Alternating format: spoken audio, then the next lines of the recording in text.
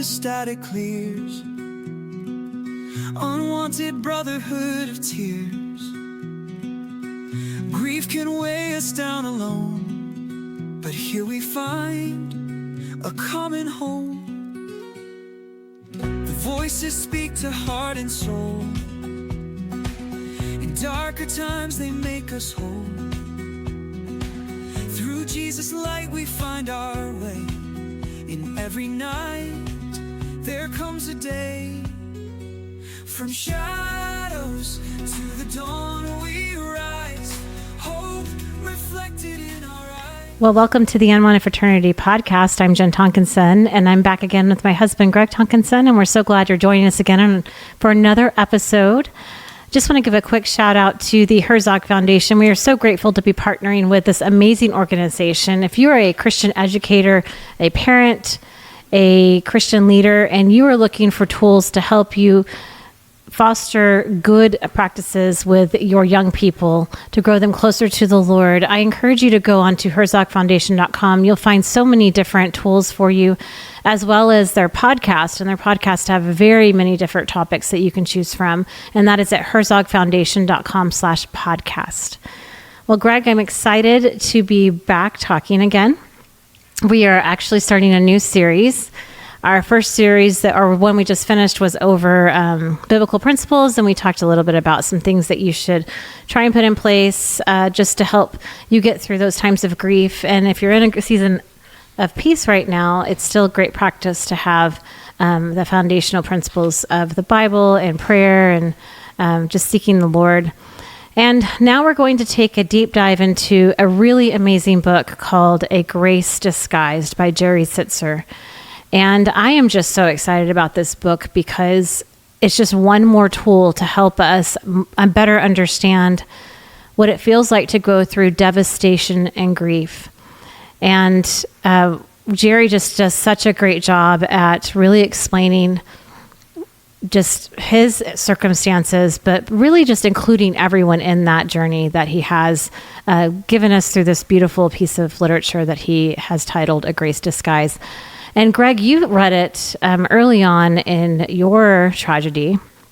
And then tell us a little bit about what you thought about it and how you ended up talking to Jerry.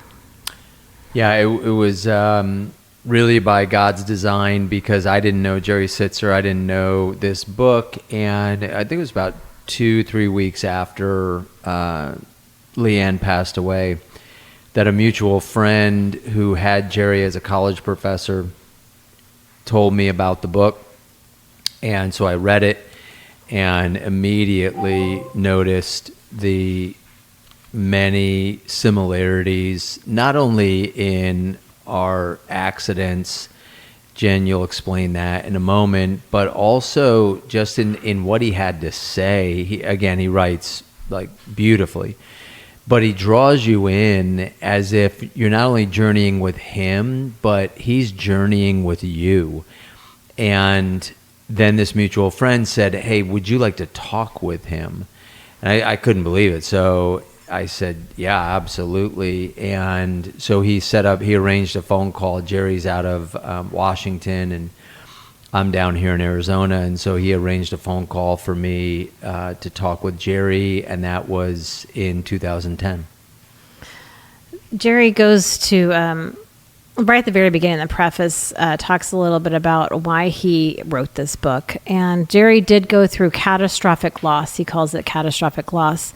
And I'm going to explain his story in just a minute. But just so you understand why this is such a great piece of literature to have in your library, he says, this book is not intended to help anyone get over or even through the experience of catastrophic loss, for I believe that quote-unquote recovery from such loss is an unrealistic and even harmful expectation, if by recovery we mean resuming the way we lived and felt prior to the loss.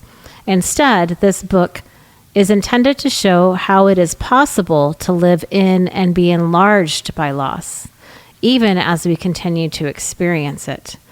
I love that he says enlarged by loss. And I think that's something he will bring back often as we get through the many chapters of this book. I know that in chapter 2, he even just kind of ends with something that would point to being enlarged by loss, but I haven't really ever thought of loss enlarging me. But it does, it grows you. Instead of just getting back to the normal. And I know that when you haven't gone through loss like what Greg has gone through or what Jerry has gone through, sometimes you have a tendency, because you don't understand what they're sitting in and what their everyday life is, that they will never, ever, ever go back to what life was like before the loss. And Jerry does a great job explaining that. But I'm wondering, is that something that after you had gone through your loss, did you experience people saying like, okay, it's been 3 months now, like maybe how are you doing? Like moving on, like did people do that? Yeah, he's spot on with his not only recollection of his experience, but I think that is prescriptive for all of us who have been through some sort of catastrophic loss or event that you can't. I mean, I had so many people ask, and we've talked about this on previous episodes, if you could wave a wand and do it all over again or take it all back, or even in my TEDx talk, I talk about God having a plan B, and if he could go back in time and reverse things. And I think we do that just out of a deep sincerity that you're venturing into the unknown. You didn't want to be there. You still don't want to be there. The pain is the worst you've ever felt. And you got to keep getting up every day. And so naturally we resort back to, I just want things to go back to the way they were. And that's not going to happen. And so I like what you said, in that his territory does get enlarged. Your territory, this event enlarges you, and that's because you will experience parts of your life, aspects of your faith that you didn't even know were there. People talk about like we only use 10% of our brain or whatever it is, and you begin to use emotions, spiritual issues, the way you read the Bible. I mean, everything just changes, but it's all wrapped up in this event, in the tragedy. And so it would be one thing if you took a course and like how to enlarge other parts of your life without the pain, without the tragedy, but that's just not the case. And so for so many of our fraternity members, they know exactly what he's talking about, because you're a different person now. And that helped me, I think, early on to just settle that you just can't go back. It is what it is. I started journaling day 0 that night that Leanne passed away. And that was day 1. It was like, BC AD kind of a thing. That was my 1 AD the day 1 after the event. Like, it's the event. It's the mark of this isn't like, I had minor surgery or my wisdom teeth pulled out. This event will forever change you.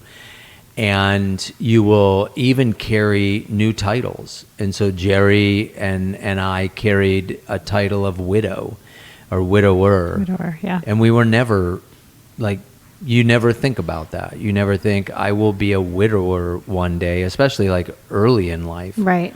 Kind of think when you're old and sure, grown old together. Right, yeah. But not at 41 years old. And so blended family, like stepchildren, funeral like plans. I mean, just all kinds of things that now you have to do. And you have to be that person. Like the kids had to carry a title of losing a mom, like they were without a mother. I mean, they, at 10, 6, and 4. So yeah, these catastrophic events are there to stay. And he starts the book with such just an awareness that I'm not going to sugarcoat this. your life has changed, and now let me walk with you in that. Yes, he does such a great job of that. I think it's time to go ahead and share Jerry's story, because it doesn't make any sense without understanding Correct. his credibility Right. behind all of this. And so I will summarize it for you. But Jerry was married to Linda, his wife of 20 years, and they had made the choice. They had 4 children, and they made the choice for her to be a homeschool mom. And so she was educating them really well. They were around the area of Idaho. And so one of the things that she was teaching them about was the Native American reservation in rural Idaho. And so they thought it would be fun to have an experience for the children to really go experience what a powwow was and meet some of the tribal leaders. And so they packed up the minivan, and his mother had come to visit him this particular weekend. And so she jumps in the van, and they all head off to enjoy the Native American culture. Had dinner and saw the powwow and got to talk to all these great people. And so they had just an incredible evening together, got lots of learning. And so they get back in the car around 8:15, and they're headed back home. And he notices that there is a car that's coming extremely fast towards him. And he's kind of coming around a curve, and he wants to make sure that he's okay. But that car immediately juts over into his lane and hits them head on. And that causes the death of his mother, his wife, and his 4-year-old daughter. And I think that is so tragic. That is, I can't imagine. You're in the car with the people in 1 minute, and then they're not there the next minute. And he ends up having to pull them out of the car, wait for rescue vehicles. He watches all 3 of them pass away in front of him. He looks over to his other children. He realizes that they have injuries, and he's just in the middle of it all. Yeah. And again, it's like when someone describes a movie to you that you haven't seen, and then you think, I don't know, should I go see the movie? Get the book, read the book. Because we could explain it, but when you read his own words, you are there. He brings you into the scene. And you know what? Honestly, I'm grateful. It's not sensationalized. It's not for shock and awe. It really is to have you understand humanity and the depth of relationship and the depth of pain and grief. You hear about these kinds of stories and you think, well, they don't happen to, those things are just made up in Hollywood or whatever. No, these happen to real people. He was coming home from a great event with a family, and within minutes, he is now a widower. He's motherless. He is without his spouse. He's without one of his children. And that all happened to Jerry Sittser. And so when I read that, even though I had only lost my wife, and that's one thing that, he corrected me on, is that was my challenge early on in my catastrophic event, was comparison. And so even there, I just said, I only lost my wife. And he, when I said that to him, because I actually said, so I called him, and he's letting me share my story with him. And I would say maybe 5 minutes, 10 minutes into our conversation, he's crying on the other end of the phone, weeping. And I don't know this guy. We've never met. Mutual friend connects us. We're in 2 different states. And here's a guy weeping as I'm telling my story. And I said, Jerry, no disrespect, but I only lost my wife. You lost your child, your wife, and your mother. And you were at the scene. I wasn't at the scene. Cops came to my door. I never went to the scene. They advised me not to go. I've seen the car after that Leanne was in, but I was never there. And so I will forever have that car image in my head. And to say that time gets in the way, in some respects it does. But when you have certain images in your head, I've revisited that image 1,000 times, if not more. And Jerry, the same thing. He has images of, not only images because he was at the scene, but he has sounds and smells and helicopters and you can even, you can just imagine, as he goes on to describe, that yes, you're in a state of shock, but you're still there. You still know what's happening, even though it's dulled because you're in a state of shock. And he said to me in that moment of our conversation, he said, don't ever say things like it was only my wife when you're talking to someone who lost maybe more people, like numbers wise. Your loss is your loss, and it's as catastrophic as mine in your life. And so, and I said, Jerry, why, honestly, like, why are you crying? And he said, Greg, I am several years into my journey of grief, and you're just starting. And I know what you're about to go through, and I wouldn't wish it upon anyone. But there's nothing you can do about it. And so back to this, your reality now is, your life is different, your reality is different, everything about you is different. These catastrophic events change you in a holistic type way. When I was reading the first chapter after he was talking about his catastrophic loss, I thought he gets the fraternity before you and I ever came up with the name Unwanted Fraternity.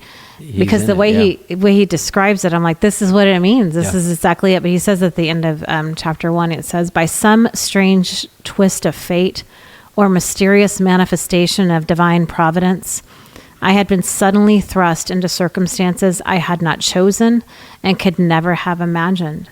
And that is what it is in the fraternity. And what another thing I love about this book is that he doesn't stop at like, okay, if you've lost just a spouse, or you've lost a child or a mother or someone, you've lost someone to death, then this book's for you.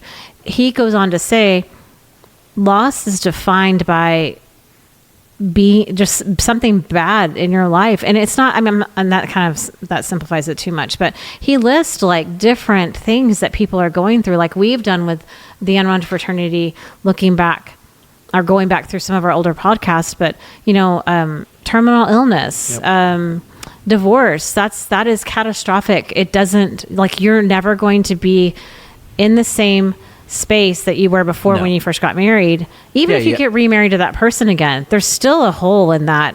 Well, think about all the divorce cares we've done or grief shares we've done. But we did blended families, Sunday school classes, and I think everyone we've talked to that's been divorced says things like, I never expected to get divorced. Like, right. I never, you don't go in it saying, I never thought I would ever carry that title. And now here I am. That's just, and so, he's saying bad is bad. And so stop comparing, stop living in spaces of, well, it wasn't as bad as, and then fill in the blank. Yes, there's always going to be someone in a small group or a Sunday school class or divorce care or grief share that's got it on paper, maybe a little different than you do, or quote unquote worse than you have it. I can't, it's losing my wife in the manner that I lost her. I don't know how it could get worse, right? And so your worse is your worse. And if you're going through a divorce right now, but someone else, has custody battles and you didn't, it's still your worst. And so be okay with living in the space of, that's catastrophic for me. I loved being told that early on, and just, pro tip for all of our listeners out there, when you are ministering to someone and they are crying on your shoulder, when you are loving on someone, and they are, weeping heavily in front of you, let's please reserve judgment as to how you think they should be reacting. they're going through a divorce and that's catastrophic for them, then it is what it is, rather than, well, I know someone that had it worse off or whatever. That's such an improper position to take. You don't know that person, what they're going through, what they're dealing with in their space. And so just come alongside and weep with them rather than compare for them. No, that is good, because it is easy to think, oh, okay, well that's all it was, like. Right, and especially if something's happened to you, where it's like, really, you're weeping over that because you don't know my story. Like, I can't even imagine if I was telling Jerry my story, because I was crying. Obviously, I was 2 or 3 weeks into my loss, and if on the other end I got some sort of feeling like, have you read my book? Like, do you know what I've gone through? I can't even imagine. Like, and I honestly would have said, you're probably right. Like, why should I feel that bad? Look what you went through. I mean, what would the Christian body be like if that's the game we played? Like, you can only talk to me if we can match grief stories. No, come alongside and share one another's bear one another's burdens. In fact, Paul says. And that's exactly what Jerry did. This complete stranger, the only thread of commonality we had was we're brothers in Christ.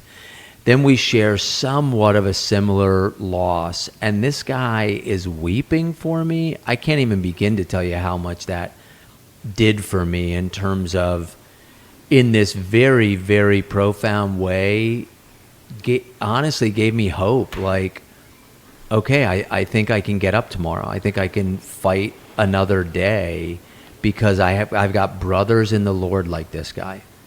Well, and Jerry takes chapter 2, and the title of it, "Whose Loss is Worse," goes into, it goes into, don't do that at all, because he says all bad. It's all bad. Yeah. It's just bad in different ways.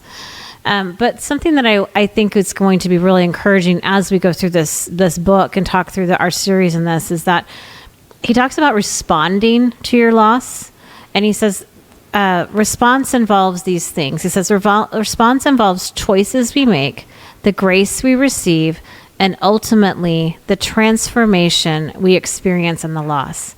And that's in the very beginning, to say like, hey, we're going to talk about this loss. We're going to talk about how I went through it and hopefully give you some encouragement as you go through your loss. But remember these things. These 3 things need to always be present in your mind as you're processing your loss, to respond in the choices you make, the grace you receive, and the transformation that you will experience in your loss. Yep.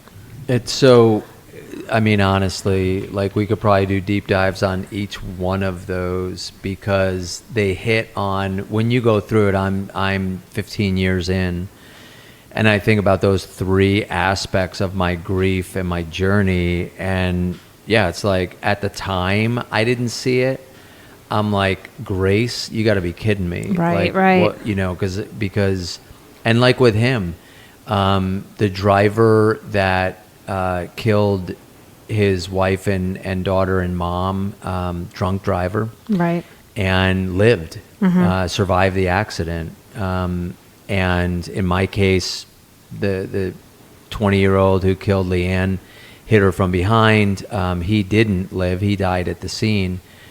But you want to talk about anger and wrestling with forgiveness, and so again, a grace disguised, like, God, where are you in all of this? And where is this grace that Jerry's about to talk about? In fact, he wrote another book after this called A Grace Revealed.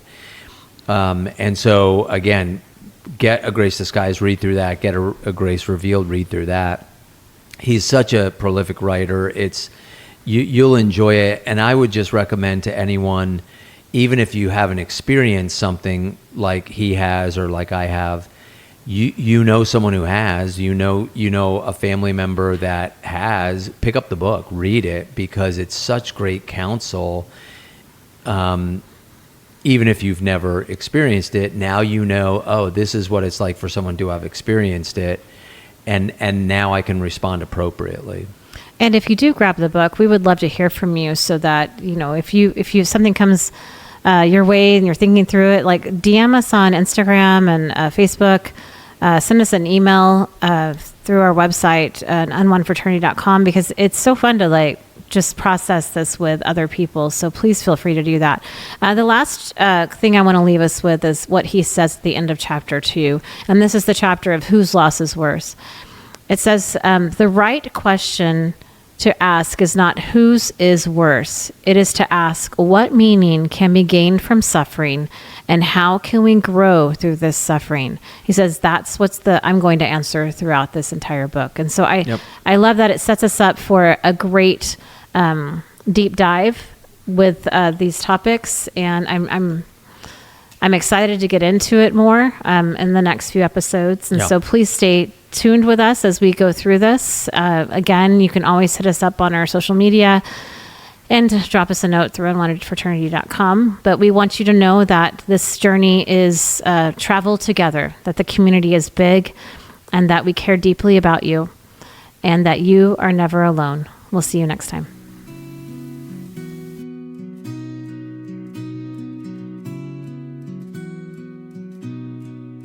Turn on the mic, the static clears. Unwanted brotherhood of tears. Grief can weigh us down alone, but here we find a common home. The voices speak to heart and soul. In darker times they make us whole. Through Jesus' light we find our way. In every night there comes a day. From shadows to the dawn we rise. Hope reflected in our eyes.